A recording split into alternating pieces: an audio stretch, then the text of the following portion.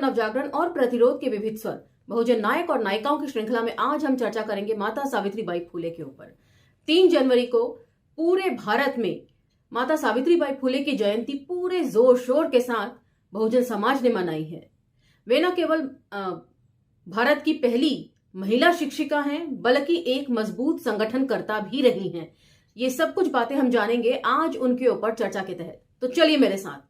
जय भीम, मैं शालिनी और आप देख रहे हैं अंबेडकरनामा। माता सावित्रीबाई फुले 3 जनवरी 1831 से लेकर 10 मार्च 1857। यहां पर टाइपिंग एरर है, 1897 की जगह 1857 छप गया है। प्रथम भारतीय शिक्षिका सावित्रीबाई फुले आधुनिक भारतीय पुनर्जागरण के 2 केंद्र रहे हैं, बंगाल और महाराष्ट्र। बंगाली पुनर्जागरण मूलतः हिंदू धर्म, सामाजिक व्यवस्था और परंपराओं के भीतर सुधार चाहता था और इसके अगुवा उच्च जातियों और उच्च वर्गों के लोग थे। इसके विपरीत महाराष्ट्र के पुनर्जागरण में हिंदू धर्म, सामाजिक व्यवस्था और परंपराओं को चुनौती दी गई।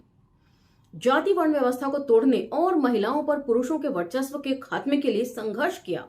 महाराष्ट्र के पुनर्जागरण की अगुवाई शूद्र और महिलाएं कर रही थीं। इस पुनर्जागरण के 2 स्तंभ थे, सावित्रीबाई फुले और उनके पति ज्योतिराव फुले। तो यहां पर साफ तौर पे लिखा गया है कि 2 केंद्र थे, एक बंगाल और दूसरा महाराष्ट्र। संभवतः इसके बाद डॉक्टर अंबेडकर का नाम आता है और इसीलिए मान्यवर कांशीराम जी बहुत प्रभावित हुए होंगे महाराष्ट्र की सरजमी पर उभरे आंदोलन से, और उन्होंने अपना आंदोलन के लिए जो जमीन चुनी थी वो महाराष्ट्र की ही चुनी थी। लेकिन जल्द ही वे वहां से उकता गए। और इससे पहले जो पुस्तक मैंने पढ़ी थी, जाति आखिर क्यों नहीं जाती, उसका जो अंतिम भाषण हमने पढ़ा था उसमें वो मान्यवर कांशीराम जी का ही था, जो उन्होंने मलेशिया की राजधानी कुआलालंपुर में दिया था प्रथम विश्व दलित सम्मेलन के दौरान। उसमें उन्होंने स्पष्ट तौर पर इस बात को कहा था कि अंबेडकरवादी आंदोलन किस तरह चलना चाहिए ये मैंने डॉक्टर अंबेडकर से सीखा, और किस तरह नहीं चलाना चाहिए ये मैंने महाराष्ट्र के महारों से सीखा।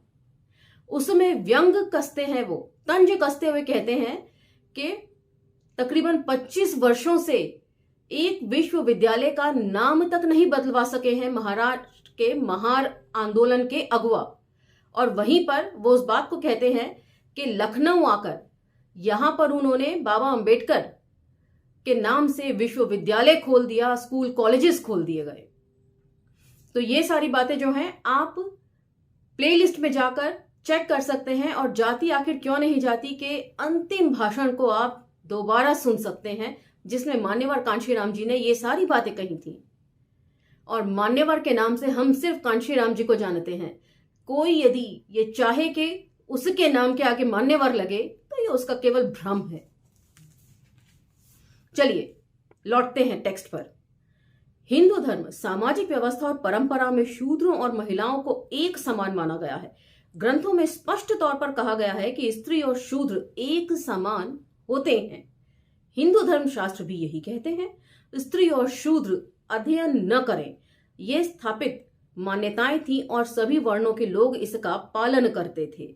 तो यहां तक कि तुलसीदास के जो रामायण की चौपाइयां हैं, रामचरितमानस में भी स्पष्ट तौर पर लिखा है कि पशु ढोल शूद्र और नारी सकल ताड़न के अधिकारी।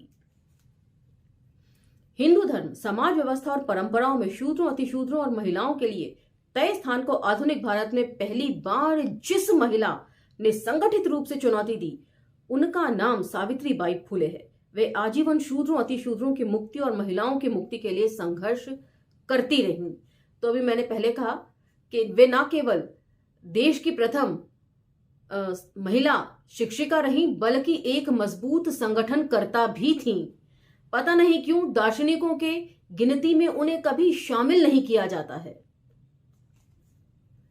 उनका जन्म नायगांव नामक गांव में 3 जनवरी 1831 को हुआ था। ये महाराष्ट्र के सतारा जिले में है, जो पुणे के नजदीक है। वे खंडोवी नेवसे पाटिल की बड़ी बेटी थी, जो वर्ण व्यवस्था के अनुसार शूद्र जाति के थे। वे जन्म से शूद्र और स्त्री दोनों एक साथ थीं, जिसके चलते उन्हें दोनों का दंड जन्मजात मिला था। ऐसे समय में जब शूद्र जाति की किसी लड़के के लिए भी शिक्षा लेने की मनाही थी, उस समय शूद्र जाति में पैदा किसी लड़की के लिए शिक्षा पाने का कोई सवाल ही नहीं उठता था। वे घर के काम करती थी और पिता के साथ खेती के काम में सहयोग करती थी। पहली किताब उन्होंने तब देखी जब वे गांव के अन्य लोगों के साथ बाजार शिरवाल गईं। उन्होंने देखा कि कुछ विदेशी महिलाएं और पुरुष एक पेड़ के नीचे ईसा मसीह की प्रार्थना करते हुए गाना गा रहे थे। वे जिज्ञासावश वहां रुक गईं। उन महिला पुरुषों में से किसी ने उनके हाथ में एक पुस्तक थमाई। सावित्रीबाई फुले पुस्तिका लेने में हिचक रही थीं। देने वाले ने कहा कि यदि तुम्हें पढ़ने नहीं आता है तब भी इस पुस्तिका को ले जाओ। इसमें छिपे चित्रों को देखो, इसमें छपे चित्रों को देखो, तुम्हें मजा आएगा। यह पुस्तिका सावित्रीबाई अपने साथ लेकर आई। जब 9 वर्ष की उम्र में उनकी शादी 13 वर्षीय ज्योतिराव फुले के साथ हुई और वे अपने घर से ज्योतिराव के घर आईं, तब वे ये पुस्तिका भी अपने साथ लेकर आईं। ज्योतिराव फुले सावित्रीबाई फुले के जीवन साथी होने के साथ साथ उनके शिक्षक भी बने। तो ये होता है। रामलीला ग्राउंड में आपने दीदी निर्देश का सुना होगा भाषण। उसमें वो स्पष्ट तौर पर कहती हैं कि आप अंबेडकर, पुरुष जो हैं हमारे बहुजन समाज के, वो अंबेडकरवादी होने का दम भरते हैं, और जबकि घरों में उनकी महिलाएं जो हैं वो पूजा पाठ में तल्लीन रहती हैं। जिस मनुवाद को अंबेडकरवादी पुरुष चुनौती देते हैं, उन्हीं की महिलाएं जो हैं घर में बैठकर मनुवाद को जपती हैं। तो यहां से आप सबक ले सकते हैं कि महात्मा फुले न केवल खुद आगे बढ़े, बल्कि उन्होंने माता सावित्रीबाई को भी उस दलदल से खींच कर निकाला, उनके शिक्षक बने। तो यही काम हमारे बहुजन समाज के पुरुषों को भी घरों में करना चाहिए। मैं भी इन्हीं सब चीजों में उलझी हुई थी। रतन जी यदि मेरे से लड़कर मुझे वहां से बाहर नहीं निकालते तो आज मैं आपके सामने अंबेडकर नामक के मंच से इन पुस्तकों का पाठन नहीं कर रही होती, अंबेडकरवादी विचारधारा को आपके साथ साझा नहीं कर रही होती। इसीलिए हमारे बहुजन समाज के पुरुषों के ऊपर अभी जिम्मेदारी बहुत ज्यादा है कि वे खुद तो आगे बढ़ें और साथ साथ अपने पूरे परिवार, खासकर महिलाओं को भी आगे लेकर जाए। जैसा कि मैं हर बार कहती हूं कि एक पुरुष जब पढ़ता है तो वो व्यक्तिगत तौर पर पढ़ता है, लेकिन यदि एक स्त्री शिक्षित होती है तो वह पूरे परिवार को शिक्षित करती है। इसीलिए स्त्री शिक्षा के महत्व को सभी लोग समझें। चलिए टेक्स्ट पर लौटते हैं। ज्योतिराव फुले सावित्रीबाई फुले के जीवन साथी होने के साथ ही उनके शिक्षक भी बने। ज्योतिराव फुले और सगुणाबाई की देखरेख में प्राथमिक शिक्षा ग्रहण करने के बाद सावित्रीबाई फुले ने औपचारिक शिक्षा अहमदनगर में ग्रहण की। उसके बाद उन्होंने पुणे के अध्यापक प्रशिक्षण संस्थान से प्रशिक्षण लिया। इस प्रशिक्षण स्कूल में उनके साथ फातिमा शेख ने भी अध्यापन का प्रशिक्षण लिया। तो यहां से ही माता सावित्रीबाई फुले और फातिमा शेख जी की दोस्ती शुरू होती है। यहीं उनकी गहरी मित्रता कायम हुई। फातिमा शेख उस्मान शेख की बहन थी, जो ज्योतिराव फुले के घनिष्ठ मित्र और सहयोगी थे। बाद में इन दोनों ने एक साथ ही अध्यापन का कार्य भी किया। फुले दंपति ने 1 जनवरी 1848 को लड़कियों के लिए पहला स्कूल पुणे में खोला। जब 15 मई 1848 को पुणे के भीड़वाड़ा में ज्योतिराव फुले ने स्कूल खोला तो वहां सावित्रीबाई फुले मुख्य अध्यापिका बनी। इन स्कूलों के दरवाजे सभी जातियों के लिए खुले थे। तो 3 जनवरी का जो मेरा भाषण था, जो 4 जनवरी को अंबेडकर नामा पर चढ़ा था टेक्निकल एरर की वजह से, उसमें मैंने इस बात को साफ तौर पर रखा था कि उनका स्कूल जो था वो सभी जाति और धर्म के लोगों के लिए खुला हुआ था। ज्योतिराव फुले और सावित्रीबाई फुले द्वारा लड़कियों की शिक्षा के लिए खोले जा रहे स्कूलों की संख्या बढ़ती जा रही थी। इनकी संख्या 4 वर्षों में 18 तक पहुंच गई थी। तो ये अकेले ही फुले दंपति ने मिलकर एक स्कूल से लेकर 18 स्कूल तक खोल दिए थे। जाहिर सी बात है, समाज का सहयोग बहुत कम मिला होगा उस समय, और आजकल तो समाज हर तरह का सहयोग करने को तैयार रहता है। बात सिर्फ नीयत की है कि आप किस नीयत से काम करना चाहते हैं। अंबेडकर नामा को खुले हुए महज 2 ही साल हुए हैं और यहां से कई बच्चों को हमने पढ़ने के लिए विदेश भेज दिया है। तो ये सारी बात जो है ना, नीयत की होती है।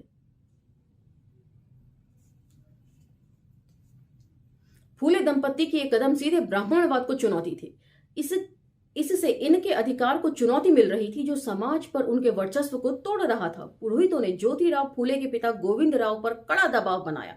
गोविंद राव पुरोहितों और समाज के सामने कमजोर पड़ गए। उन्होंने ज्योतिराव फूले से कहा कि या तो अपनी पत्नी के साथ स्कूल में पढ़ाना छोड़ें या घर एक ऐतिहासिक निर्माता नायक की तरह दुखी और भारी दिल से ज्योतिराव फूले और सावित्रीबाई फूले ने शूद्रों, अतिशूद्रों और महिलाओं की मुक्ति के लिए घर छोड़ने का निर्णय किया। एक बार फिर मैं यहाँ पर भारत एक खोज, जो दूरदर्शन पर सीरियल आता था, उसका जिक्र करना चाहूंगी। उसका एपिसोड 45 एक्सक्लूसिवली वो महात्मा ज्योतिराव फूले और माता सावित्रीबाई फूले के ऊपर ही फोकस करता है। आप उसे भी देख सकते हैं और ये सारी बातें जो मैं पढ़ रही हूं वो उसमें शामिल हैं। और साथ ही साथ ये भी शामिल है कि ज्योतिराव फूले ने किस तरीके से पूरे नाई समुदाय को मना किया था विधवाओं के बाल काटने के लिए। ये सारी बातें भी उस एपिसोड में हैं। आप महात्मा फूले के ऊपर और माता सावित्रीबाई फूले के ऊपर बना गया ये एपिसोड जरूर देखिएगा। एपिसोड 45 भारत एक खोज का। परिवार के निकाले जाने के बाद ब्राह्मणवादी शक्तियों ने सावित्रीबाई फूले का पीछा नहीं छोड़ा। जब सावित्रीबाई फूले स्कूल में पढ़ाने जाती तो उनके ऊपर गांव वाले पत्थर और गोबर फेंकते। सावित्रीबाई रुक जाती और उनसे विनम्रता पूर्वक कहती, मेरे भाई, मैं तुम्हारी बहनों को पढ़ाकर एक अच्छा कार्य कर रही हूँ। आपके द्वारा फेंके जाने वाले पत्थर और गोबर मुझे रोक नहीं सकते, बल्कि इससे मुझे प्रेरणा मिलती है। ऐसे लगता है जैसे आप फूल बरसा रहे हों। तो ये भी एक माइंडसेट की बात है। मैं दृढ़ निश्चय के साथ अपनी बहनों की सेवा करती रहूंगी। मैं प्रार्थना करूंगी कि भगवान आपको बरकत दे। गोबर से सावित्रीबाई फूले की साड़ी गंदी हो जाती थी। इस स्थिति से निपटने के लिए वह अपने पास एक साड़ी और रखती थी। स्कूल में जाकर साड़ी बदल लेती थी। तो अभी मैंने थोड़ी देर पहले कहा कि ये सब कुछ माइंडसेट की बात होती है। लोग आपको अपशब्द कहते हैं, बदले में आपको अपशब्द नहीं कहना है, आपको लगातार अपने काम को करते रहना है। काफी अरसे पहले मैंने फेसबुक पर एक छोटी सी कविता लिखी थी, वो मैं यहाँ पर संदर्भ के साथ जोड़कर आपको बता देती हूं। समाज ने हमेशा ही राह में रोड़ा अटकाया है, पर करके दिखाने वालों को भला कोई रोक पाया है। इन पत्थरों को जोड़ सीढ़ी बना और ज्ञान तक पहुंच जा। तो हमेशा ही रोड़ा अटकाया जाता है। अब ये आपके ऊपर डिपेंड करता है, आपका माइंडसेट क्या है। आप पत्थर के बदले जवाब पत्थर से देना चाहते हैं या उन पत्थरों को जोड़कर सीढ़ी बनाकर ऊपर ज्ञान तक पहुंच जाना चाहते हैं। शिक्षा के साथ ही फूले दंपति ने समाज की अन्य समस्याओं की ओर ध्यान देना शुरू किया। सबसे बदतर हालत विधवाओं की थी। ये ज्यादातर उच्च जातियों की थी। इसमें अधिकांश ब्राह्मण परिवार की। अक्सर गर्भवती होने पर ये विधवाएं या तो आत्महत्या कर लेती या जिस बच्चे को जन्म देती उसे फेंक देती। 1863 में फूले दंपति ने बाल हत्या प्रतिबंधक गृह शुरू किया। कोई भी विधवा जाकर यहां अपने बच्चे को जन्म दे सकती थी। उसका नाम गुप्त रखा जाता था। इस बाल हत्या प्रतिबंधक गृह का पोस्टर जगह जगह लगाया गया। इन पोस्टरों में लिखा गया कि विधवाओं यहां अनाम रहकर बिना किसी बाधा के अपना बच्चा पैदा कीजिए। अपना बच्चा साथ ले जाएं या यहीं रखें, यह आपकी मर्जी पर निर्भर रहेगा। सावित्रीबाई फूले बाल हत्या प्रतिबंधक गृह में आने वाली महिलाओं और पैदा होने वाले बच्चों की देख रेख खुद किया करती थी। इसी तरह की एक ब्राह्मणी विधवा काशीबाई के बच्चे को फूले दंपति ने अपने बच्चे की तरह पाला और उसका नाम यशवंत रखा। सामाजिक परिवर्तन के लिए ज्योतिराव फूले ने 1873 में सत्यशोधक समाज की स्थापना की थी। उनकी मृत्यु के बाद सत्यशोधक समाज की बागडोर सावित्रीबाई फूले के हाथों में सौंपी गई। 1891 से लेकर 1897 तक उन्होंने इसका नेतृत्व किया। सत्यशोधक विवाह पद्धति को भी अमली जामा पहनाने में उनकी महत्वपूर्ण भूमिका रही है। सावित्रीबाई फुले आधुनिक मराठी की महत्वपूर्ण काव्यित्री थीं। उनका पहला काव्य संकलन 1854 में काव्य फुले के रूप में प्रकाशित हुआ, जब उनकी उम्र 23 वर्ष थी। 1892 में उनकी कविताओं का दूसरा संग्रह 52 काशी सुबोध रत्नाकर प्रकाशित हुआ। यह 52 कविताओं का संग्रह है। इसे उन्होंने ज्योतिराव फुले की याद में लिखा है और उन्हीं को समर्पित किया है। सावित्रीबाई फुले के भाषण में 1892 में प्रकाशित हुए। इसके अतिरिक्त उसके द्वारा लिखे पत्र भी अत्यंत महत्वपूर्ण है। ये पत्र उस समय की परिस्थितियों, लोगों की मानसिकता, फुले के प्रति सावित्रीबाई की सोच और उनके विचारों को सामने लाते हैं। यह भी मेरे पास अवेलेबल है। अंबेडकर नामा के मंच से इसका भी मैं शब्द दर शब्द पाठन जरूर करूंगी, लेकिन उससे पहले अभी कई सारी पुस्तकें जो अंबेडकर नामा से पाठन के लिए मैंने चुन कर रखी हैं उन्हें पढ़ूंगी। 1896 में एक बार फिर पुणे और आसपास के क्षेत्रों में अकाल पड़ा। सावित्रीबाई फुले ने दिन रात अकाल पीड़ितों को मदद पहुंचाने के लिए एक कर दिया। उन्होंने सरकार पर दबाव डाला कि अकाल पीड़ितों को बड़े पैमाने पर राहत सामग्री पहुंचाएं। तो यहां पर उन्होंने सरकार पर दबाव डाला। जो प्रेशर ग्रुप होते हैं ना, उनको तैयार किया जाना चाहिए। हर काम हर संगठन के बस की नहीं होती। बहुत सारे काम सरकार के ही बस की होती है और सरकार को ही करने होते हैं, लेकिन सरकार तब तक नहीं करती जब तक उन पर प्रेशर न डाला जाए। तो संगठनों का ये काम भी होना चाहिए कि वो एक प्रेशर ग्रुप की तरह काम करें और सरकार पर दबाव डालें। और इसी के चलते माता सावित्रीबाई फुले के पहले स्कूल को, जो उन्होंने लड़कियों के शिक्षा के लिए खोला था, सरकार को संरक्षित करना चाहिए और हम सभी को एक प्रेशर ग्रुप की तरह काम करना चाहिए। सरकार अपने आप नहीं करेगी, हमें ही प्रेशर ग्रुप की तरह सरकार से ये काम करवाना पड़ेगा। शूद्रों, अतिशूद्रों और महिलाओं की शिक्षिका और पथ प्रदर्शक मां सावित्रीबाई फुले का जीवन अनवरत अन्याय के खिलाफ संघर्ष करते और न्याय की स्थापना के लिए बीता। उनकी मृत्यु भी समाज सेवा करते हुए ही हुई। 1897 में प्लेग की वजह से पुणे में महामारी फैल गई। वे लोगों की चिकित्सा और सेवा में जुट गईं, स्वयं भी इस बीमारी का शिकार हो गईं। 10 मार्च 1897 को उनकी मृत्यु हुई। उनकी मृत्यु के बाद भी उनके कार्य और विचार मशाल की तरह देश को रास्ता दिखा रहे हैं। बिल्कुल रास्ता दिखा रहे हैं। बहुत से लोग हैं जो आज माता सावित्रीबाई फुले की दिखाई राह पर चल रहे हैं, लेकिन इसमें अभी बहुत सारा काम होना बाकी है। खासकर महिलाओं को अपना जो सोचने समझने का तरीका है उसे बदलना पड़ेगा। माता सावित्रीबाई फुले ने एक वैज्ञानिक सोच का सपना देखा था और मैं समझती हूं कि महिलाएं खासकर अभी इस सोच से कोसों दूर हैं। तो ये बहुजन समाज के पुरुषों का भी फर्ज बनता है कि वे घर में हम अपने महापुरुषों की जो शिक्षाएं हैं उसका प्रचार प्रसार करें। इसी के साथ आज का ये एपिसोड समाप्त होता है और अगले एपिसोड में हम बहुजन समाज की पहली महिला लेखिका मुक्ता साल्वे जी के ऊपर चर्चा करेंगे। तब तक मुझे आगे दीजिए, लेकिन अंबेडकर नामा को लाइक, शेयर, सब्सक्राइब करना ना भूलें।